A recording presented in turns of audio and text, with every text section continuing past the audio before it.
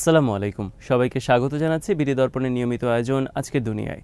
আপনাদের সঙ্গে আছি আমি তাসনিম হোসাইন। চলুন জেনে নেওয়া যাক সারা বিশ্বে ঘটে যাওয়া আজকের প্রধান খবরগুলো। গাজার ভবিষ্যৎ নিয়ে আলোচনার জন্য সৌদি আরবের রাজধানী রিয়াদে বসেছেন 7টি আরব দেশের রাষ্ট্রনেতারা। বৈঠকে গাজা নিয়ে ট্রাম্পের প্রস্তাব অস্বীকার করার পর তারা এই বৈঠকে বসেন। ট্রাম্প গাজা দখল করে সেটিকে পর্যটন স্পট বানানোর ঘোষণা দিয়েছেন, আর গাজার বাসিন্দাদের অন্যত্র সরিয়ে দিতে চান তিনি। ইসরায়েলও ট্রাম্পের গাজা পরিকল্পনাকে স্বাগত জানিয়েছে, কিন্তু এই বিষয়ে বিকল্প প্রস্তাব তুলতে যায় আরবরা। আল জাজিরা জানিয়েছে, মার্চ মাসের 4 তারিখে মিশরের রাজধানী কায়রোতে বসবে আরব লীগের পরবর্তী সম্মেলন। ওই সম্মেলনে গাজার ভবিষ্যৎ নিয়ে ঐক্যবদ্ধ একটি বিকল্প প্রস্তাব উত্থাপনের জন্য আরব কর্মকর্তারা রিয়াদে বৈঠকে বসেছেন। সৌদি আরবের ক্রাউন প্রিন্স মোহাম্মদ বিন সালমানের আহ্বানে বৈঠকটি হচ্ছে। বৈঠকে যোগ দিয়েছেন জর্ডানের বাদশাহ দ্বিতীয় আবদুল্লাহ, মিশরের president Abdel Fattah al Sisi, কাতারের আমির Sheikh Tamim bin Hamad al Thani, সংযুক্ত আরব আমিরাতের president Mohammed bin Zayed al Nahyan, কুয়েতের আমির শেখ মেশাল ও বাহরাইনের crown prince Salman bin Hamad. আরব রাষ্ট্রনেতাদের ওই বৈঠকের পর গণমাধ্যমের সাথে কেউ কথা বলেননি অথবা কোনো বিবৃতিও দেওয়া হয়নি। বৈঠকে কোনো সম্মিলিত সিদ্ধান্ত গৃহীত হয়েছে কিনা সেটিও স্পষ্ট নয়। রিয়াদ থেকে আল জাজিরার প্রতিনিধি জানিয়েছেন, মিশরের উত্থাপিত একটি গাজা পুনর্গঠন পরিকল্পনা দিয়ে বৈঠকটি শুরু হয়েছে। এছাড়া গাজায় হামাস ও ইসরায়েলের মধ্যে 3 ধাপের যুদ্ধবিরতি নিয়েও বৈঠকে আলোচনা হওয়ার কথা। বৃহস্পতিবার ফিলিস্তিনি সশস্ত্র স্বাধীনতাকামী হামাস ও ইসলামিক জিহাদ দখলদার ইসরায়েলের 4 জিম্মির লাশ ফেরত দেয়। তবে ইসরায়েল পরবর্তীতে জানায় 4 জিম্মির মধ্যে 3 জন তাদের নাগরিক, কিন্তু অপরজন গাজার অজ্ঞাত এক নারীর লাশ, যেটিকে হামাস সিরি বিবাস নামে এক জিম্মির লাশ উল্লেখ করে ইসরায়েলে দিয়েছিল। আর এই অজ্ঞাত লাশ নিয়ে হামাস ও দখলদার ইসরায়েলের মধ্যে নতুন করে উত্তেজনা তৈরি হয়েছে। শঙ্কা তৈরি হয়েছে দুই পক্ষের মধ্যে আবারও যুদ্ধ বেঁধে যেতে পারে।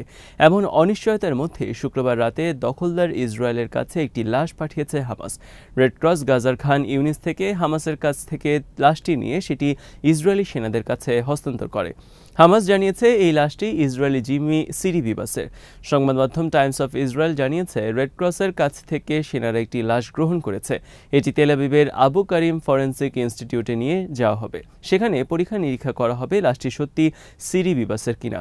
হামাসের সিনিয়র কর্মকর্তা মাহমুদ মারদাওয়াই সংবাদ মাধ্যমে আল আকসা টিভিকে বলেছেন, তারা সিরি বিবাসের লাশ ফেরত পাঠিয়েছেন। ইসরায়েল যখন জানায় হামাস সিরি বিবাসের বদলে অন্য কোনো নারীর লাশ দিয়েছে, তখন একটি বিবৃতি দেয় ফিলিস্তিনি গোষ্ঠীটি। তারা জানায়, সিরি বিবাস ইসরায়েলি সেনাদের বিমান হামলায় প্রাণ হারান, আর হামলার তীব্রতা এতটাই ভয়ঙ্কর ছিল সেটির আঘাতে তার দেহ ছিন্ন ভিন্ন হয়ে যায়। তাই তারা হয়তো ভুলে সিরির জায়গায় অন্য আরেকজনের লাশ পাঠিয়ে দিয়েছে। হামাস গাজার অজ্ঞাত ওই নারীর লাশও ফেরত চায়। এদিকে রবিবার সকালে সিরি বিবাসের পরিবারের বরাত দিয়ে আল জাজিরা জানিয়েছে, ইসরায়েলি ফরেন্সিক বিশেষজ্ঞরা তার লাশ শনাক্ত করেছেন। হামাসের হাতে আটক 6 ইসরায়েলি জিম্মিকে গাজায় মুক্তি দেওয়ার কথা রয়েছে শনিবার। এর বিনিময়ে ইসরায়েলি কারাগারে আটক 602 জন ফিলিস্তিনিকে মুক্তি দেওয়া হবে। রবিবার সকালে এই রিপোর্ট লেখা পর্যন্ত আল জাজিরা জানিয়েছে, ফিলিস্তিনি গ্রুপ হামাস 6 জনকে মুক্তি দেওয়ার প্রস্তুতি নিচ্ছে। গত মাসে চুক্তি হওয়া অস্ত্রবিরতির প্রথম ধাপে 33 জিম্মির মুক্তি পাওয়ার কথা। এদের মধ্যে সর্বশেষ জীবিত 6 জন শনিবার মুক্তি পাচ্ছেন।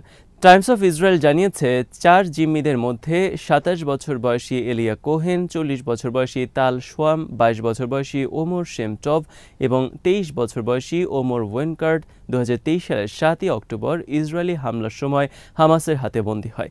অন্য দুজন 36 বছর বয়সী হিশাম আল সাইদ এবং 39 বছর বয়সী অ্যাভেরা মিঙ্গুটস 2014 ও 15 সালে পৃথকভাবে গাজায় প্রবেশ করে হামাসের হাতে বন্দী হন তারা।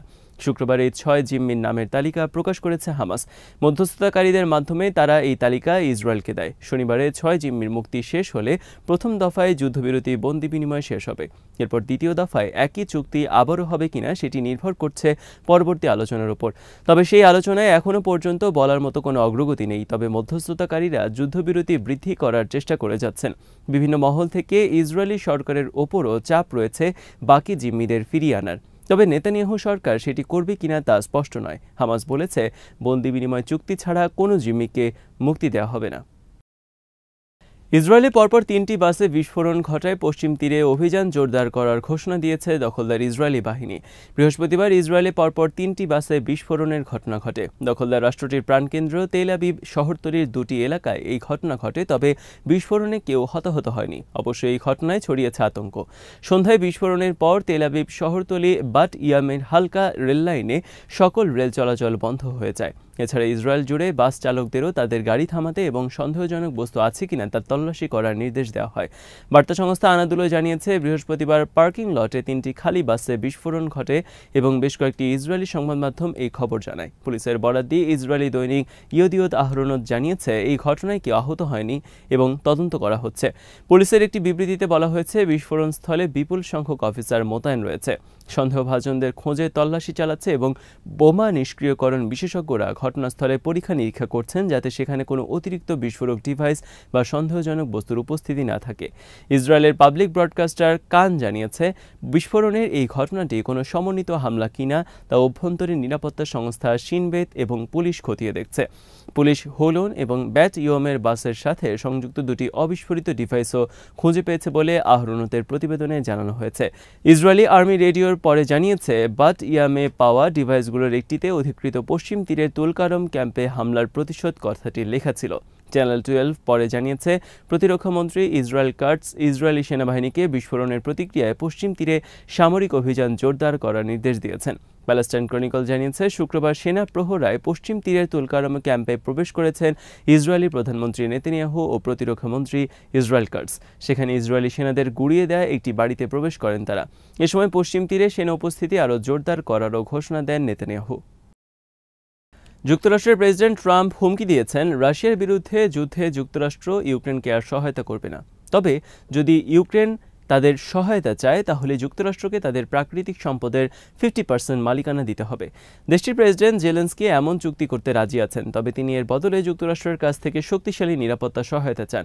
ইউক্রেনে প্রচুর পরিমাণে প্রাকৃতিক সম্পদ রয়েছে, যেগুলো অস্ত্র, বৈদ্যুতিক গাড়িসহ বিভিন্ন পণ্য উৎপাদনের গুরুত্বপূর্ণ অনুষঙ্গ। এসব সম্পদ বিশ্বের সব জায়গায় পাওয়া যায় না এবং এগুলো আহরণ করাও সহজ নয়, তবে এই সম্পদগুলো বেশ মূল্যবান।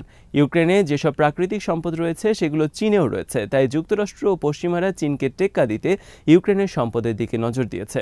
ইউক্রেনের কাছে সবচেয়ে বেশি আছে গ্রাফাইট, লিথিয়াম, টাইটানিয়াম, বেরিলিয়াম এবং ইউরেনিয়াম। এই প্রাকৃতিক সম্পদগুলো যুক্তরাষ্ট্রের কাছে খুবই গুরুত্বপূর্ণ। যুক্তরাষ্ট্র ইউক্রেনকে প্রাকৃতিক সম্পদ পেতে কী প্রস্তাব দিয়েছে সেটির বিস্তারিত এখনও জানা যায়নি, তবে ইউক্রেন এই প্রস্তাবটিকে তাদের ভবিষ্যৎ নিরাপত্তার অংশ হিসেবে দেখছেন। ট্রাম্প বলেছেন, ইউক্রেনকে গত 3 বছর তারা যত সহায়তা দিয়েছে সেগুলোর বদলে এখন $500 বিলিয়ন সমপরিমাণ সম্পদ দিতে হবে। এদিকে হোয়াইট হাউসের কর্মকর্তারা জানিয়েছেন, ইউক্রেনের সাথে খনি নিয়ে চুক্তির বিষয়টি বন্ধ হয়ে গেছে। এ বিষয়ে আর আপাতত অগ্রসর হবে না কোনো পক্ষ। এমন সময় চুক্তি না হওয়ার কথা জানানো হয় যখন ট্রাম্প অব্যাহতভাবে জেলেনস্কিকে আক্রমণ করে চলছেন। শুক্রবারও ট্রাম্প ইউক্রেনের প্রেসিডেন্টের উদ্দেশ্যে কিছু আক্রমণাত্মক কথা বলেছেন। জেলেনস্কির হাতে কোনো কার্ড না নিয়ে আলোচনা চালিয়ে যাচ্ছেন। তিনি 3 বছর ধরে বৈঠক করছেন, কিন্তু কিছুই পাচ্ছেন না। তাই আমি মনে করি রাশিয়ার সাথে শান্তি আলোচনায় তার থাকার কোনো দরকার নেই। ইন্দোনেশিয়ায় বাজেটে কাটছাঁট সহ সরকারের বিভিন্ন নীতির বিরুদ্ধে রাজপথে নেমেছেন শিক্ষার্থীরা। শুক্রবার থেকে রাজধানী জাকার্তা সহ দেশের প্রধান প্রধান শহরগুলোয় রাস্তায় নেমে আসেন তারা। প্রেসিডেন্ট প্রাবোও সুবিয়ান্তোর $19 বিলিয়ন ব্যয় হ্রাসের নীতিকে ডার্ক ইন্দোনেশিয়া হিসেবে আখ্যায়িত করেছেন আন্দোলনকারীরা। তাদের আশঙ্কা, এমন পদক্ষেপ সরকারের সামাজিক সহায়তা নীতিতে দুর্বল করবে, যা তাদের ভবিষ্যৎকে অনিশ্চয়তার দিকে ঠেলে দেবে। রয়টার্স বলছে, ঘন কালো মেঘে আকাশ অন্ধকার হয়ে এলেও বিক্ষোভ অব্যাহত রাখেন শিক্ষার্থীরা। বৃষ্টির মধ্যেই জাকার্তার প্রেসিডেন্ট প্রাসাদ সংলগ্ন সড়কে জড়ো হন তারা। প্রেসিডেন্টের সিদ্ধান্ত পরিবর্তনের দাবি জানিয়ে আওয়াজ তোলেন আন্দোলনকারীরা। এ সময় আন্দোলনকারীদের বলতে শোনা যায়, কথা বলতে পারলে প্রেসিডেন্ট প্রাবোও সুবিয়ান্তোর প্রিয় বিড়ালটিও তাদের সঙ্গে যোগ দিত। বিরাট জয় পেয়ে প্রেসিডেন্ট নির্বাচিত হওয়ার 4 মাস না পেরোতেই এমন বিক্ষোভের মুখে পড়েছেন সুবিয়ান্ত। রাজপথে বিক্ষোভের পাশাপাশি সোশ্যাল মিডিয়াতেও তার বাজেট কাটছাঁট নীতির ব্যাপক সমালোচনা করছেন নেটিজেনরা। সরকারের নীতিকে ডার্ক ইন্দোনেশিয়া নামকরণ প্রসঙ্গে ছাত্রনেতা হেরিয়ান্টো রয়টার্সকে বলেন, দেশ অন্ধকারের মধ্যে রয়েছে। সরকারের নীতিগুলো অস্পষ্ট এবং সেগুলো গণবান্ধব নয়। এমন বিবেচনা থেকেই এ নামকরণ করা হয়েছে। ব্যয় সংকোচনের মাধ্যমে বেঁচে যাওয়া অর্থ বিভিন্ন নীতিতে বাস্তবায়নে, বিশেষ করে স্কুলগুলোয় পুষ্টিকর মধ্যাহ্নভোজ দেওয়ার কাজে খরচ করতে চায় সরকার। তবে সরকারের এমন নীতির সমালোচনা করেছেন শিক্ষার্থীরা। তারা বলছেন, এই পদক্ষেপের ফলে একদিকে টিউশন ফি বেড়ে যাবে, অন্যদিকে শিক্ষকদের ওপরও এর নেতিবাচক প্রভাব পড়বে। আজ এখানেই শেষ করছি। সবাই ভালো থাকুন, সুস্থ থাকুন আর দেখতে থাকুন বিডি দর্পণ। চ্যানেলটি ভালো লাগলে সাবস্ক্রাইব করুন। আল্লাহ হাফেজ।